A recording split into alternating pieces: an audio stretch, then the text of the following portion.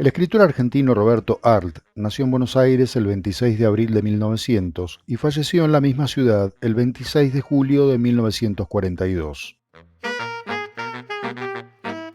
Es recordado especialmente como narrador gracias a novelas como El juguete rabioso de 1926, Los siete locos de 1929 y Los lanzallamas de 1931.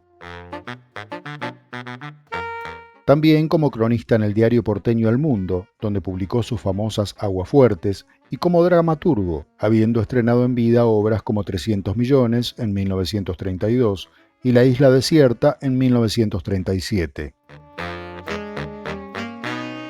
Recién después de su fallecimiento, ocurrido por un paro cardíaco, se lo reconoció como uno de los grandes innovadores en la literatura argentina, tanto por la temática que abordó como por su estilo. El gato cocido fue publicado por primera vez en la revista Mundo Argentino del 27 de octubre de 1926. El gato cocido, cuento de Roberto Arlt.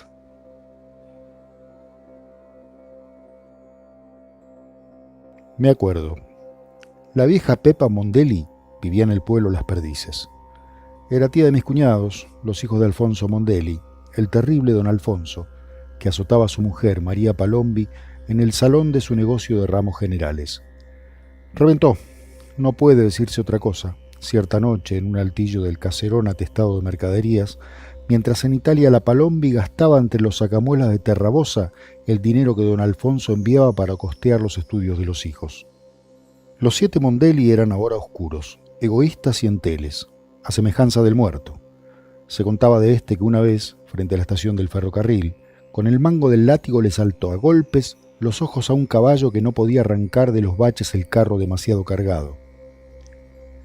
De María Palombi llevaban en la sangre su sensualidad precipitada y en los nervios el repentino encogimiento, que hace más calculadora a la ferocidad en el momento del peligro, lo demostraron más tarde.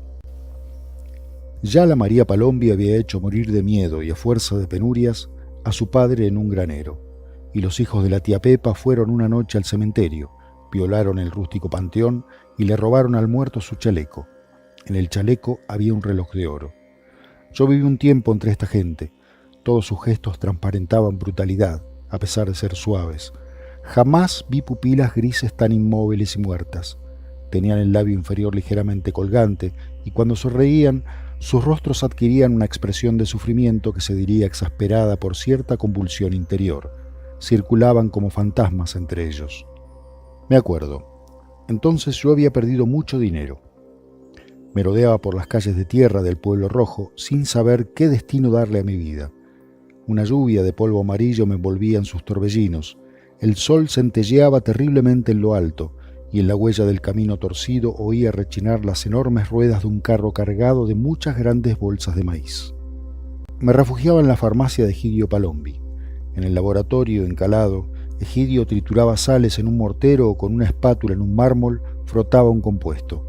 En tanto que yo me preparaba un refresco con ácido cítrico y jarabe, Egidio decía, sonriendo tristemente: «Esta receta me cuesta 8 centavos y se la cobraré 2 pesos y 65». Y sonreía, tristemente. O anochecido, abría la caja de hierro que en otros tiempos perteneció a don Alfonso, sacaba el dinero producto de la venta del día y lo alineaba encima del tapete verde del escritorio. Primero los amarillentos billetes de 100 pesos, después los de 50, a continuación los de 10, 5 y 1. Sumaba y decía: «Hoy gané 134 pesos, ayer gané 189 pesos». Y sus grandes ojos grises se detenían en mi rostro con fijeza intolerable. Con un anonadamiento invencible me inmovilizaba su crueldad, y él repetía, porque comprendía mi angustia, repetía, con una expresión de sufrimiento dibujado en el semblante con una sonrisa: 134 pesos, 109 pesos. Y lo decía porque sabía que ya había perdido mi fortuna, y ese conocimiento le hacía más enorme y dulce su dinero, y necesitaba verme pálido de odio frente a su dinero para gozarse más sabrosamente en él. Y yo me preguntaba, ¿de quién le viene esta ferocidad? En un automóvil de 6 cilindros me llevaba a casa de su tía Pepa, la hermana de su padre. Allí comía para no gastar en el hotel, y la vieja, recordando el egoísmo de su difunto hermano, se regocijaba en esta virtud del sobrino. Cuando yo llegaba, la tía Pepa me hacía recorrer su caserón. Abría los armarios y me mostraba rollos de telas, bultos de frazadas y joyas que ella regalaría a sus futuras nueras, y conducíame a la huerta, donde recogía ensalada para el almuerzo o me mostraba las habitaciones desocupadas y la sólida reja de las ventanas. Si no, hablaba, interrumpiéndose, tomándome de un brazo y clavando en mí sus implacables ojos grises, más grises aún en el arco de los párpados, y a espaldas del sobrino me contaba de su hermano muerto, de su hermano que yo comprendía había robado en todas las horas de su vida para dejar 1.000.000 de pesos a los hijos de María Palombi. La vieja vociferaba, y esa perra tiró todo a la calle. Cuando nombraba a su cuñada, la tía Pepa masticaba su odio como una carne pulposa, y exaltándose, contábame tantas cosas horribles que yo terminaba por sentir cómo su odio entraba hacia tonificar mi rencor, y ambos nos deteníamos, estremecidos de un coraje que se hacía insoportable en el latido de las venas. Y yo me preguntaba, ¿de dónde les viene a esa gente un alma tan sucia? Y a veces creía en la herencia trasegada de la María Palombi y otras en la continuidad del terrible don Alfonso Mondelli. Después comprendí que ambos se complementaban. Esta historia explicará el alma de los Mondelli, el egoísmo y la crueldad de los Mondelli, y su sonrisa, que les daba expresión de sufrimiento, y su belfo colgante como el de los idiotas. Y esta historia me la contó riéndose el hijo de la tía Pepa, aquel que fue una noche al cementerio a robarle el chaleco al padre de María Palombi. La tía Pepa tenía gallinas en el fondo de la casa y junto al brasero, siempre acurrucado a su lado, un hermoso gato negro. Cuando una de las gallinas se enculecó, la tía Pepa consiguióse una docena de verdaderos huevos catalanes. Más tarde nacieron 11 pollitos, que iban de un lado a otro por el patio de tierra, bajo la implacable mirada de la vieja.